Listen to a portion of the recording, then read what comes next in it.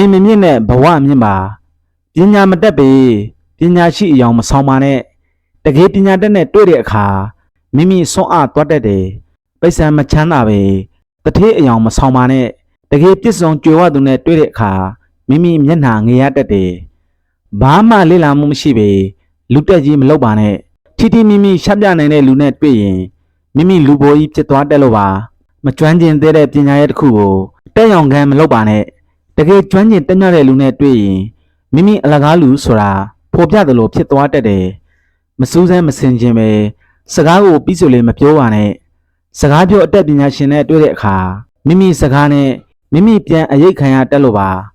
ဘဝင်မမြင့်ပါနဲ့ဘဝမြင့်ပါဘဝင်မြင့်တဲ့လူကအခြေမခိုင်လို့ရိုင်နေမယ်ဘဝမြင့်တဲ့လူကအောက်ခြေခိုင်လို့ခိုင်မြင့်မယ်ဘဝင်မမြင့်ပါနဲ့ဘဝမြင့်ပြီးအောက်ခြေလွတ်နေသူတွေဟာအငြင်းတဲ့အချုံးနဲ့ရင်ဆိုင်ရတတ်ပါတယ်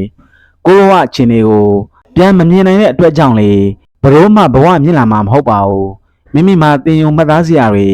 ဘရိုးမှမကုန်နိုင်ဘူးဆိုတာသိထားရင်အလိုလိုဘဝင်မြင့်တဲ့စိတ်ပြောက်ပြီးဘဝမြင့်လို့စိတ်တွေဖြစ်လာပါလိမ့်မယ်